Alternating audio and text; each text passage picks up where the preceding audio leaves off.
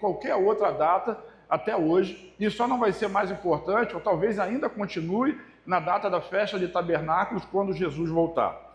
Mas essa é a data, porque a ressurreição de Jesus, ela demonstra tudo aquilo que foi o plano e o projeto de Deus para a humanidade, a restauração, a reconstrução, a reparação de todos os erros. Tudo culmina no dia da ressurreição, na manhã do terceiro dia, quando Jesus ressuscita dos mortos. E a cruz de Cristo, ela é um portal, diga portal. Portal é aquela porta espiritual em que você sai de uma dimensão e entra na outra. Os filmes de ficção científica falam sobre isso o tempo todo.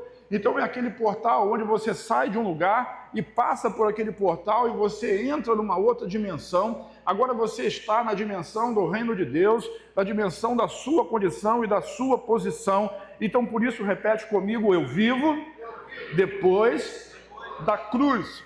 Se não houvesse cruz, Abraão era um fracassado. Se não houvesse a cruz, Moisés era um fracassado. Jó era um fracassado, Matusalém era um fracassado, Noé era um fracassado, Davi era um fracassado, Isaías, Jeremias, Malaquias, Abacuque, todos eles. Ninguém teria o resultado final positivo se Jesus não tivesse passado pela cruz e no terceiro dia tivesse ressuscitado.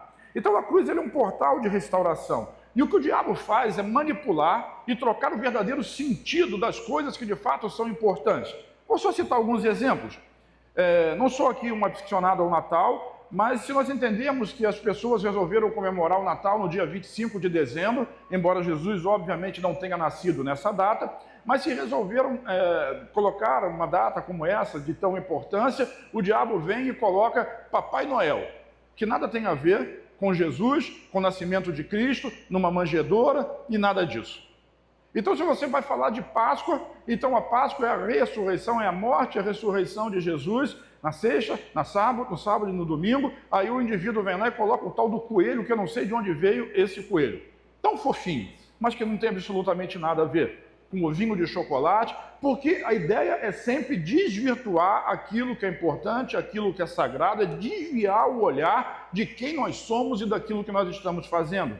Então, normalmente você vê musicais, e teatro e pregações falando o verdadeiro sentido do Natal ou o verdadeiro sentido da Páscoa. Ok, tudo isso é muito importante e é preciso ser observado. Mas na nossa vida, no dia a dia, não apenas dentro do prédio, quando estabelecemos a comemoração e a gratidão a Deus por essa importante data, nós precisamos viver isso o dia inteiro.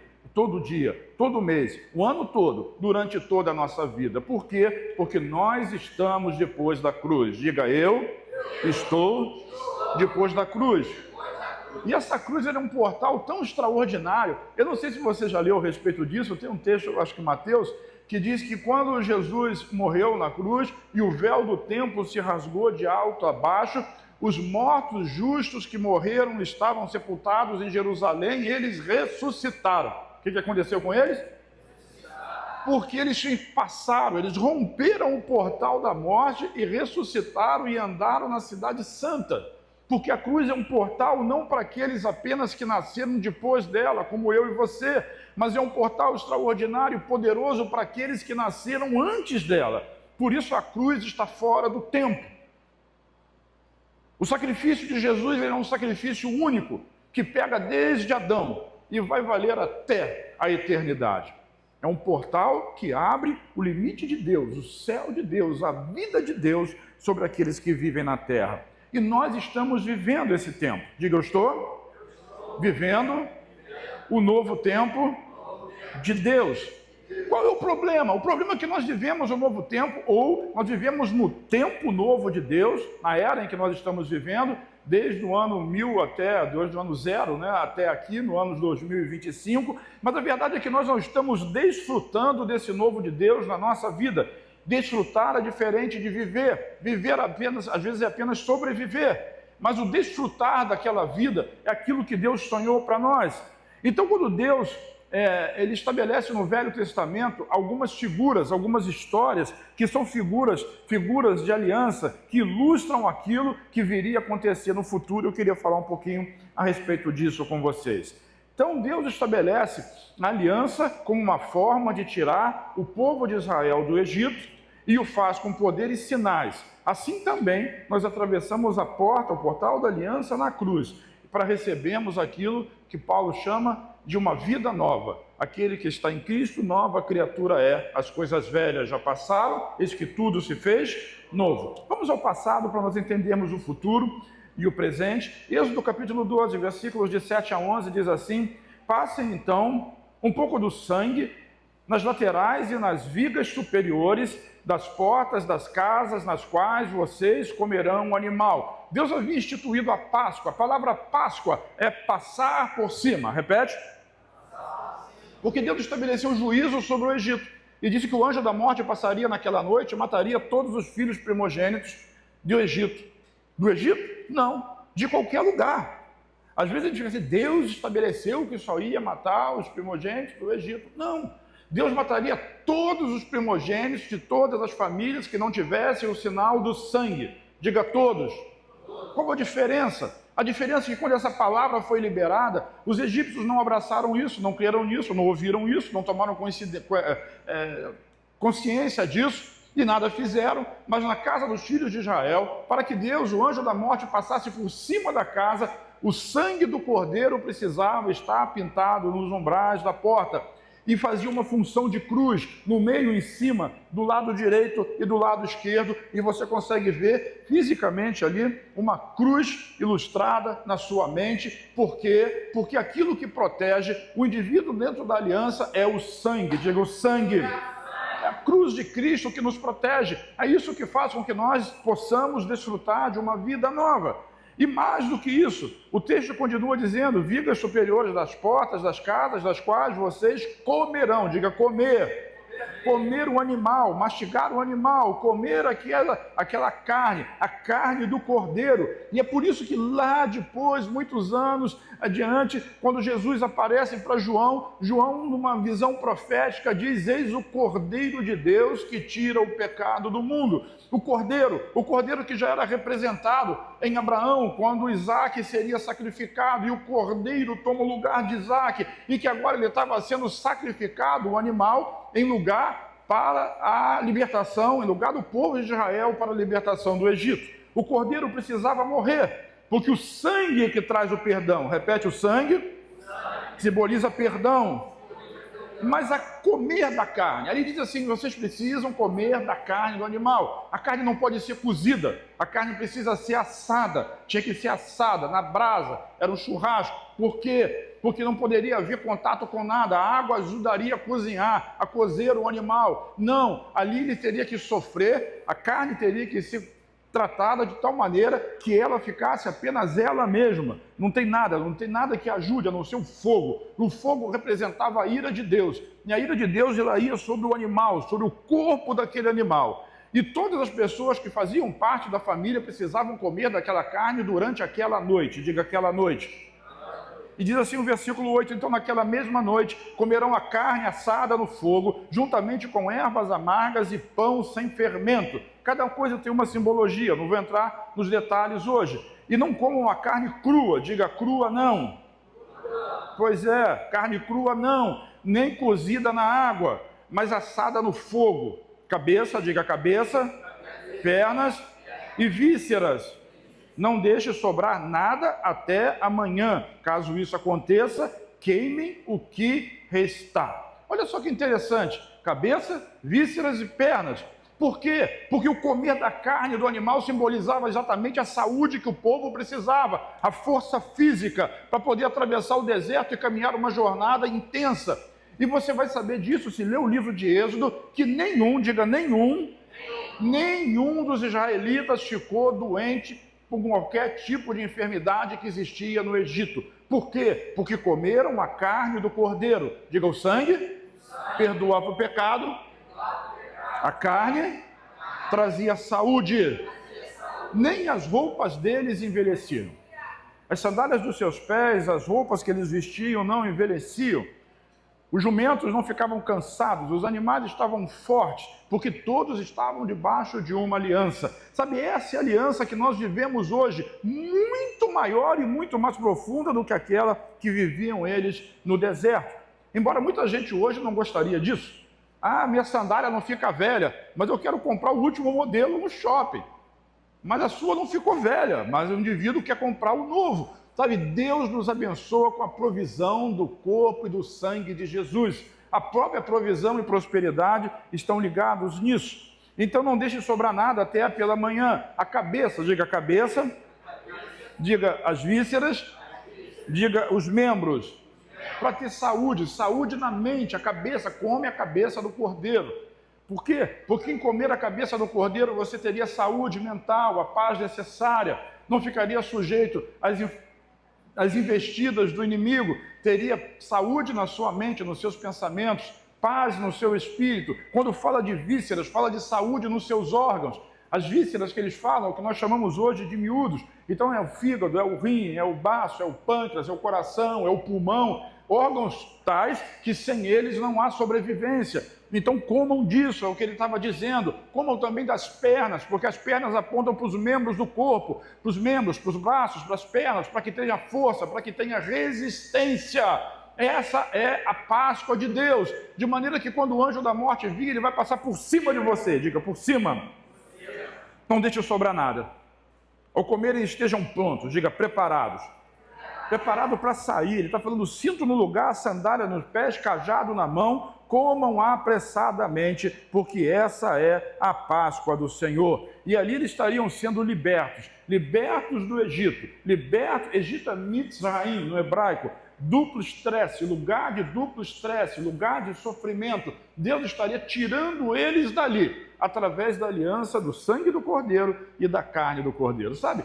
É a mesma coisa que acontece conosco hoje, embora não estejamos debaixo de um estresse duplo, de uma perseguição talvez, ou de sermos prisioneiros em um outro estado, no ditatorial, mas somos prisioneiros do pecado, escravos do pecado. Somos não, eles são, nós não mais.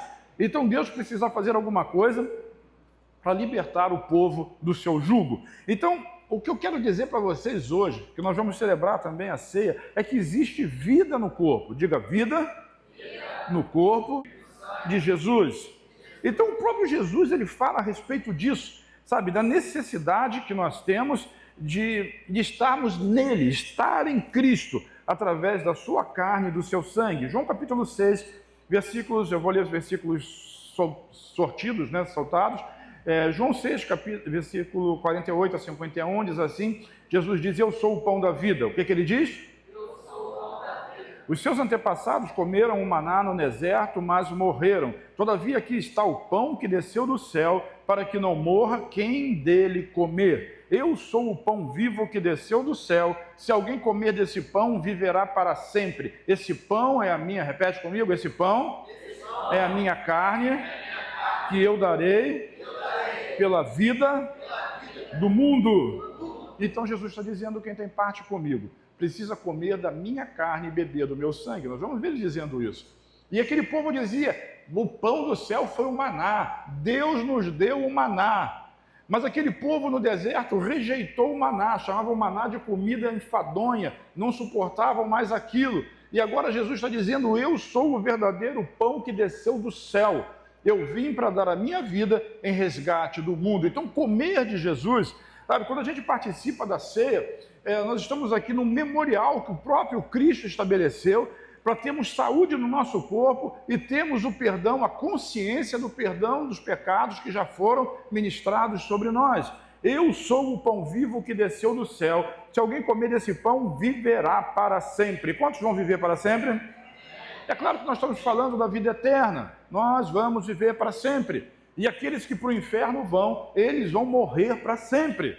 Imagina, morte, morte, morte, morte. Não quero estar lá. E o que tem reservado para nós? Vida, vida, vida, vida. Por que nós temos isso? Porque o Cordeiro de Deus veio ao mundo para nos salvar e para nos resgatar da maldição do inferno. Versículo 53 diz assim, Jesus lhe disse, eu lhes digo a verdade, se vocês não comerem da carne do Filho do Homem e não beberem o seu sangue, não terão vida em si mesmos. Então, ao comer da carne, ao beber do sangue, pela fé, nós estamos atraindo a vida de Jesus para nós.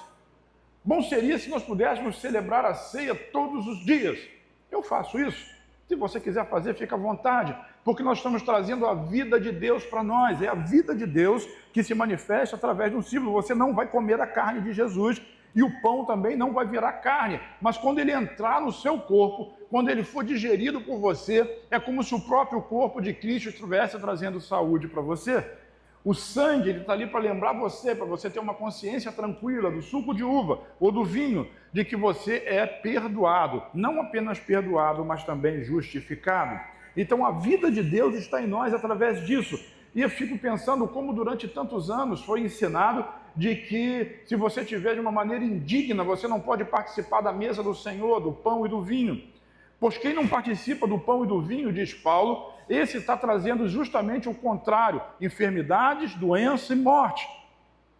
E como eu posso me apresentar diante da mesa do Senhor se eu sou indigno? Esse é o problema, diga, o engano.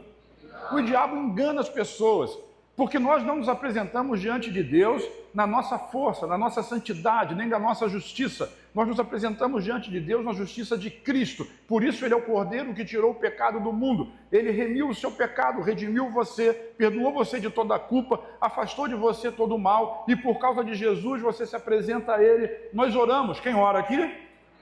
E eu vejo, a maioria das orações, que são as corretas, tem gente que ora e não diz amém. Irmão, não disse em nome de Jesus, a sua oração não valeu grande coisa, porque você não ora em seu nome, você ora em nome dele. Ele é o nosso sumo sacerdote, ele está diante de Deus intercedendo por nós. Deus ouve você por causa de Jesus. Quem está me entendendo diz amém. Então, em nome de Jesus, isso aí não é religioso não. Isso aí é o fato, é como nós nos aproximamos dele. Pai, em nome de Jesus. Eu oro sempre assim. Primeiro eu chamo Deus de Pai. Deus não é um estranho. E depois eu digo, Pai, em nome de Jesus. Jesus é o meu irmão mais velho. Ele é o primogênito dentre os mortos. E ele abriu o novo e vivo caminho para que eu pudesse chegar à presença de Deus com ousadia e com coragem. Isso é Páscoa, irmão. Isso é o sangue derramado. Isso é o corpo glorificado. Essa é a ressurreição do Senhor Jesus. Versículo 55, pois a minha carne é verdadeira comida e o meu sangue é verdadeira bebida. Todo o que come a minha carne e bebe do meu sangue permanece em mim e eu nele. Quantos querem ter Jesus na sua vida? Por que será então que os irmãos faltam tanto ao culto de ceia, que é todo o primeiro domingo e toda a primeira semana nas células?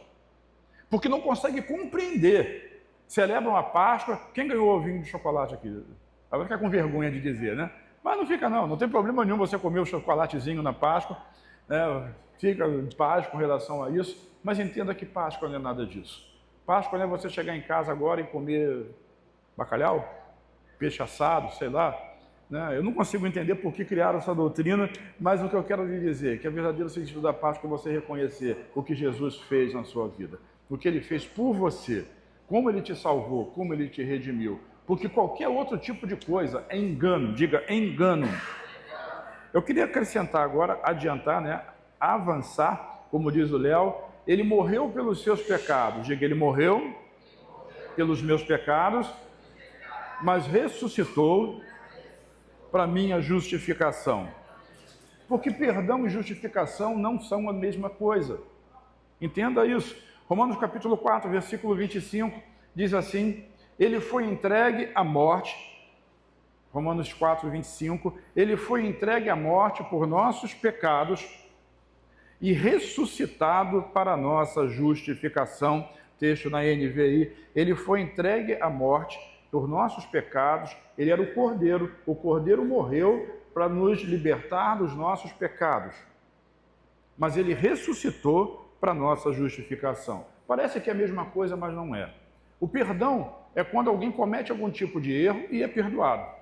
Mas ele a realidade do erro deixou de existir? Não deixou de existir. Ele só foi perdoado. Alguém aborreceu você com alguma situação e você perdoou. Você perdoou seu filho, você perdoou seu pai, você perdoou seu amigo, você perdoou sua esposa, seu marido, você perdoou seu pastor, você perdoou. Mas isso não redimiu, não tirou dele a culpa, o pecado em si, ele permanece, a lembrança daquele pecado, ela permanece. Quando o Cordeiro morria, no Antigo Testamento, e você sabe que o Cordeiro, o holocausto, por exemplo, ele era apresentado no templo todos os dias. Quantos dias? Todos os dias. 365 dias por ano, todos os dias. Por quê? Porque Deus precisava ser lembrado o tempo todo do perdão do pecado. Porque o sangue do Cordeiro perdoava os pecados, mas ele precisava ter uma atitude constante. E tem crente que vive hoje a sua vida como se isso fosse realidade. Talvez você já tenha ouvido alguém orar assim: Pai, oh Deus Altíssimo, Supremo Deus, exaltado Senhor. Aí começa a dizer os nomes de Deus. Ok, se você quer fazer isso. Perdoa a multidão dos meus pecados. Quem faz esse tipo de oração não tem noção de que Jesus já morreu e já perdoou a multidão dos seus pecados. Está tudo perdoado. Mas essa pessoa continua com a consciência pecaminosa dela. Então era preciso algo mais, diga algo mais. Diga ressurreição. Jesus ressuscita para a nossa justificação. Jesus ressuscita para a nossa justificação. A justificação é um ato da justiça de Deus. É Deus declarar o ser humano justo. E por que Jesus pôde fazer isso? Porque não bastava morrer. Quando ele morre, o sangue é derramado, os pecados são perdoados. Mas, quando ele vence a morte, diga, vence a morte. Porque a punição máxima da justiça de Deus era o quê? A morte. A alma que pecar, essa morrerá. Mas quando Jesus morre, ele perdoou o pecado. Mas como é que ele venceria a morte? Através da ressurreição. Então, quando ele ressuscita, ele vence a morte. Nós cantamos, né? Venceu a morte, venceu o mal. E quando ele ressuscita, ele vence a morte. A morte passa a não ser mais um problema, porque Jesus venceu a morte. E hoje nós podemos dizer, eu tenho esperança da vida eterna. Jesus antes já dizia, quando ressuscitou Lázaro, eu sou a ressurreição e a vida. Quem crê em mim, ainda que esteja morto, viverá. Porque ele passa a ser o Senhor da vida. E a morte se prostra aos pés do Senhor da vida. De maneira que nós ainda morremos fisicamente. Mas não existe morte física. O que existe, na verdade, é só uma passagem. A Bíblia chama no Novo Testamento a morte de dormir. Diga dormir. Dormir no Senhor. Porque quando fecha os olhos para esse mundo, e você vai ver o seu corpo lá e você vai indo embora. Parece filme espírita, mas não é não, tá? E você não consegue mais se comunicar com o mundo natural. Tem um corpo lá em cima da cama, atropelado, baleado, sei lá o que foi que aconteceu, a maneira como a pessoa morre. E o corpo está lá, pessoas estão chorando e você está subindo. Diga, eu estou subindo para me encontrar com Jesus. Os anjos de Deus vão levando você lá para cima. Esse é o nosso resultado, esse é o nosso final. Por quê? Porque fomos justificados. A culpa ficou sobre Jesus, o pecado ficou sobre Jesus. E hoje, quando Deus olha para nós, Ele não olha para nós como pecadores perdoados, mas Ele olha para nós, sim, como pessoas, filhos justificados. Isso significa o quê? Aquilo que a gente canta. Por que eu canto isso? Ah, tem lugar na mesa. Mas só filho tem lugar na mesa. Servos, pecadores, essas pessoas não têm lugar na mesa de Deus. Mas nós somos justificados. Diga, eu sou justificado. Eu sou justiça de Deus em Cristo Jesus. Cristo nos deu o dom da justiça. Deus nos declarou justos. Por quê? Porque Jesus ressuscitou. Entenda, Jesus ressuscitou e venceu o quê? A morte. Nós vencemos também. Já estou crucificado com Cristo, diz Paulo.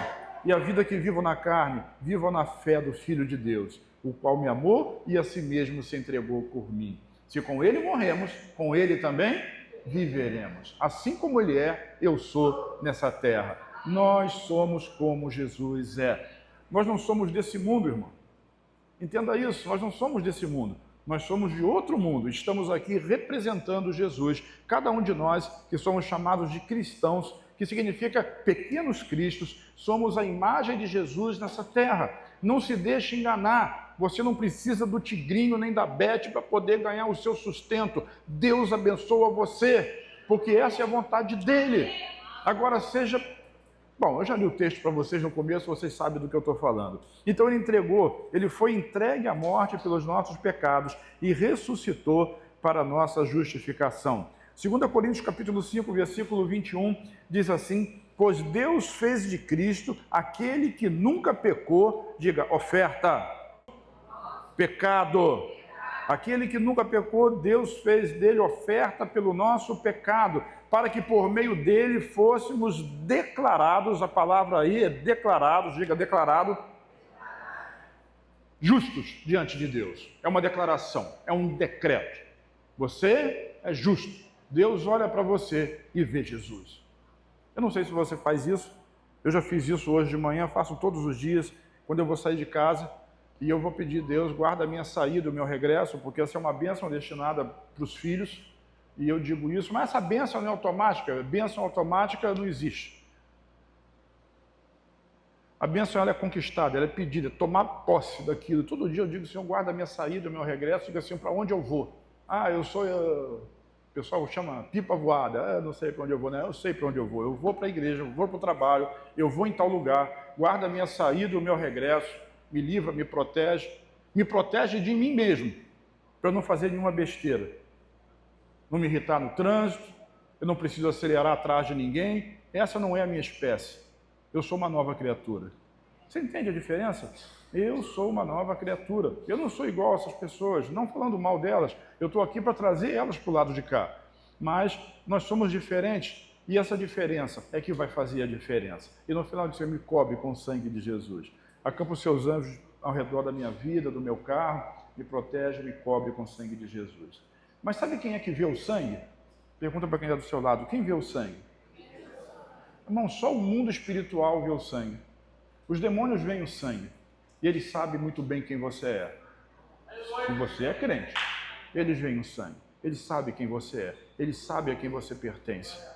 Se você quer ter uma ideia de tão importante é isso. Muita gente, embora isso não seja noticiado, vai fazer trabalhos de feitiçaria nos cemitérios. Mas as sepulturas, violar a sepultura. Mas as sepulturas dos crentes não podem ser violadas. Por quê? Porque estão protegidas pelo sangue. Aquele corpo ali, ele vai ressuscitar. Vai ressuscitar, diga ressuscitar. E aquele corpo não pode ser violado. Você não pode ser tocado. Às vezes a gente é mais protegido depois de morto. Eliseu estava morto lá naquela sepultura, cavaram uma outra cova em cima da sepultura de Eliseu, jogaram o sujeito lá dentro e o cara ressuscitou.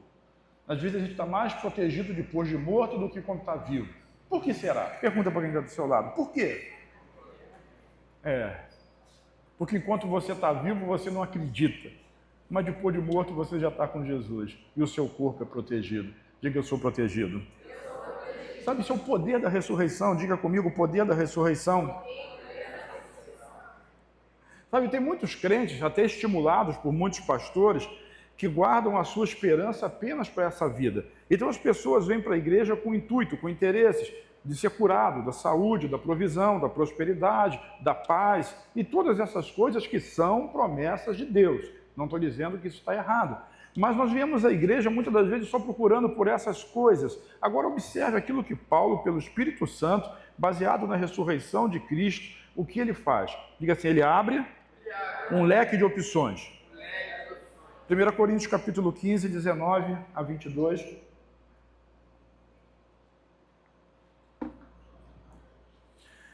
Se é somente, eu estou lendo NVI, se é somente para essa vida que temos esperança em Cristo, dentre todos os homens somos os mais dignos de compaixão.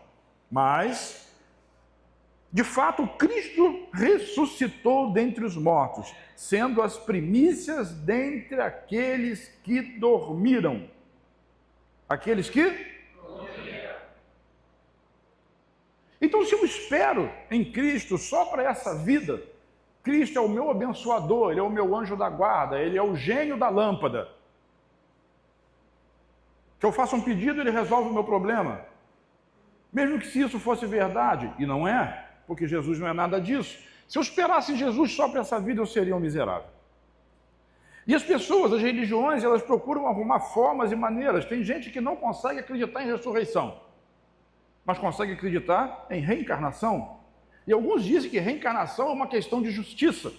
E quando alguém que professa esse tipo de religião faz esse tipo de argumento, e eu vou dizer aqui, porque isso vai ficar no YouTube, está sendo gravado, não faça cortes, idiotas de palavras ditas pela metade. Veja o contexto. Não é uma ofensa à religião, mas é uma cegueira que o próprio inimigo, o próprio adversário faz para quê? Para que a verdade não seja revelada. O que é mais fácil? É justo você reencarnar, porque uma vida só não é o suficiente para você ser bom o suficiente para poder estar na presença de Deus. Ninguém é bom o suficiente para estar na presença de Deus, nem que viva 300.000 vidas. Porque não tem jeito. Porque todos pecaram, estão destituídos da glória de Deus. Não há ninguém que possa. A pessoa não vai nascer de novo e vai ser um pouquinho melhor da próxima vez. Ou vai ser punido e vai virar uma minhoca. Hebreus diz que o homem está ordenado a morrer uma única vez, vindo depois disso o juízo. Vai enfrentar Deus quando morrer. Ou para a sua salvação, ou para a sua perdição, não existe outra rota. Não existe outro caminho. Então nós não esperamos em Deus só para essa vida, nós esperamos em Deus nessa vida e cremos na vida eterna, na vida depois da morte. É por isso que ele está dizendo, nós seríamos os homens mais miseráveis que existem. Por quê? Paulo defendeu essa ideia. Sabe como é que ele morreu? Decapitado. Pedro defendeu essa ideia, morreu crucificado de cabeça para baixo. Todos os apóstolos morreram martirizados defendendo a ideia da vida eterna. Ou seja, eles não tiveram a própria vida deles como importante, mas se ofereceram como oferta. É aquilo que nós aprendemos, é o dom do martírio. Em algum momento nós podemos ser confrontados com uma situação dessas. Países aí de outras religiões matam cristão todos os dias.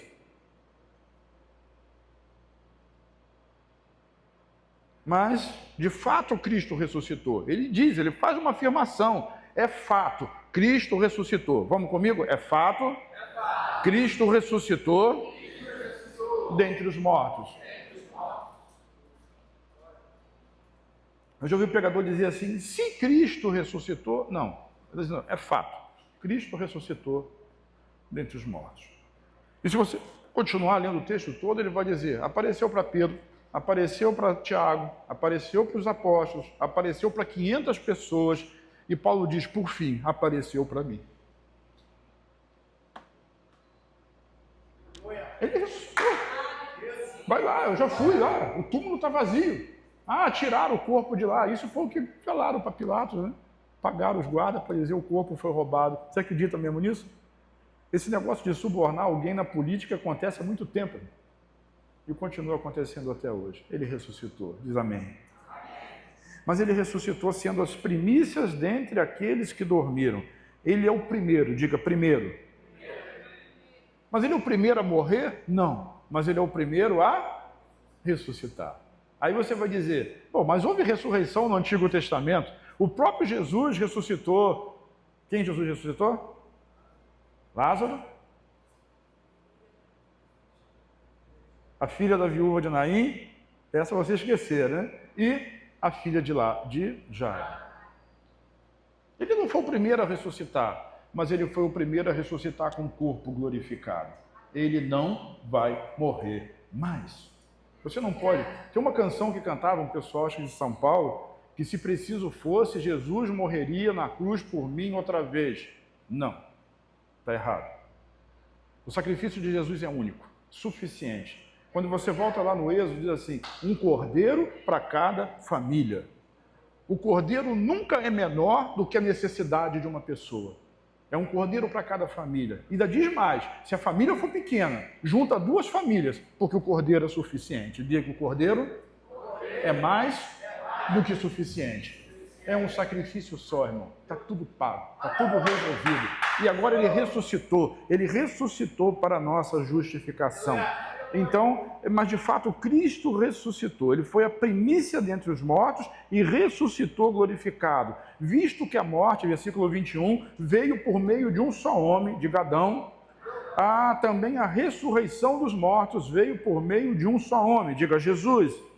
Pois da mesma forma como Adão, todos morreram, e em Cristo todos serão vivificados. Em Adão todos morrem, em Cristo todos são vivificados. Então é disso que eu estou falando. O texto continua, 1 Coríntios capítulo 15, 42 a 44. Assim será a ressurreição dos mortos. Diga, do mesmo jeito vai ser a ressurreição dos mortos. O corpo que é semeado perecível e ressuscita imperecível. Então, um corpo que é semeado na morte e apodrece, ele vai ser ressuscitado imperecível para a glória de Deus. Aquele que é semeado em desonra, o que diz o texto aí? Em desonra, ele ressuscita em glória. Aquele que é semeado em fraqueza, ele ressuscita em poder. Esse é o seu futuro. Esse é o seu futuro, essa é a sua história. Você que está mais velhinho, que está com o cabelo branco ou com a barba branca, né? Menos Rodrigo, porque ele pinta. Ou pintam para ele, não sei. Mas o Elias, quando a Moná chegou, foi mexer com a Isabel e eu fiquei pensando assim, será que ela está pensando, esse é o Papai Noel? Ela não sabe disso ainda. Mas quando ressuscitar dos mortos, irmão, não vai ter barba branca, não vai ter celulite, não vai ter ruga, não vai ter cabelo branco, não vai ter pneuzinho. Esse pneu de trator que Samuel tem não vai existir mais. Samuel vai olhar no espelho e nunca mais vai se reconhecer. Por quê? Porque ele nunca viu ele daquele jeito. Força, poder, corpo glorificado, essa é a ressurreição. Jesus venceu a morte para que nós vivêssemos assim como ele é. Diga, como ele é. Como é que Jesus era depois de ressuscitado? Jesus ficava andando de camelo? Jesus precisava de porta para entrar em algum lugar? Jesus aparecia e desaparecia. E quando Jesus foi para o céu, quem disse que o homem não voa? Esse negócio do Superman combinado de Jesus. Ele foi voando para o céu. Como é que ele foi para o céu? Não tinha avião nem helicóptero, irmão, nem foguete. Como é que é o nome do parente, do amigo do Trump? O Musk. O Musk não tinha nem nascido. Jesus não foi para o céu de foguete. Ele foi para o céu voando. E o anjo falou assim, está vendo esse que vocês estão vendo subindo aí, voando? Homem voa. Você vai voar. Olha aí que beleza, hein? Esse será o seu futuro, porque assim como ele é, você também vai ser. E aliás, a Bíblia diz que você já é, por isso é tão importante desfrutar. Versículo 48 diz assim, os que são da terra são semelhantes ao homem terreno, mas os que são do céu, tem alguém do céu aqui? É semelhante ao homem celestial. Nós não somos desse mundo, entenda isso. Nós vivemos nesse mundo porque nós estamos cumprindo uma missão. Jesus, enquanto esteve aqui, ele foi limitado a essas leis, mas ele transcendia e nós podemos transcender também. Diz amém, irmão, tem algum crente aqui? Hoje é o dia da ressurreição. Versículo 51 diz assim, eis que eu lhes digo um mistério, diga mistério. Nem todos dormiremos. Gire para quem está ao seu lado, diga assim, pode ser você. Quero dizer uma coisa, esse sou eu. Você diz o que você quiser. Nem todos dormiremos. Quando a Bíblia fala em dormir no Velho Testamento, ele está falando do Novo Testamento, está falando em quê? Nem todos vão morrer, mas todos seremos o quê? Todos seremos o quê? Assim como ele é, nós vamos ser também. Por quê? Porque ele ressuscitou. Ele é a primícia daqueles que dormem. Ele ressuscitou glorificado e nós seremos como ele é. Quando vier o milênio, nós vamos reinar sobre essa terra. Você vai passear no espaço sideral. Não precisa de avião. Você vai conhecer o mundo de Jesus, viajando por esse mundão afora, aparecendo e desaparecendo. Coisa do tipo jornada nas estrelas. Você vai ser poderoso, vai ser forte. Isso parece brincadeira, porque nós estamos olhando para nós como nós somos. Nós não somos filhos dessa terra. Nós não somos como Adão mais. Nós ultrapassamos o portal. Diga, eu estou depois da cruz. A Bíblia que está dizendo, acredita nisso. Eu lhes digo um mistério, nem todos dormiremos, mas todos seremos transformados num momento. Diga, momento. Pisca o olho aí. Pois é, num abrir e fechar de olhos, ao som da última trombeta, pois a trombeta soará, os mortos ressuscitarão incorruptíveis e nós seremos transformados. Diga, arrebatamento. É do que eu estou falando aqui. Isso não é a segunda volta de Cristo, isso é o arrebatamento, onde ele vai levar todos os crentes para poder viver com ele. E nós viveremos com ele para sempre. Lá não haverá mais tédio, lá não haverá mais dor, não haverá mais pobreza, não haverá mais tristeza, não haverá mais ressentimento, não haverá mais rancor e nada de coisa ruim, só coisa boa. Diz amém. Vamos ficar de pé, eu quero terminar com o versículo, para nós podermos tomar a ceia com bastante tranquilidade. 1 Coríntios capítulo 15, versículo 55, na NVI diz assim: onde está a morte, a sua vitória? Onde está a morte, o seu aguilhão? Qual é o aguilhão da morte? Paulo diz, é o pecado. E a força do pecado é a lei. Mas graças a Deus, repete comigo, graças a Deus, que nos dá a vitória por meio do nosso Senhor Jesus Cristo. O que é um aguilhão? Aguilhão é uma vara que tem uma ponta de ferro. E no Antigo Testamento, você já ouviu, pegue o seu aguilhão e transforma ele em lança. Aquilo era usado para tocar boi. Quando o boi não queria obedecer, eles davam uma catucada no boi, porque furava a pele, machucava um pouquinho, e o gado ia para onde eles quiseram. Sabe, o pecado é assim. A lei, ela faz o pecado crescer na nossa vida, e como um aguilhão, ele fica conduzindo você. Você sabe que o pecado conduz muito mais do que a graça e o favor de Deus.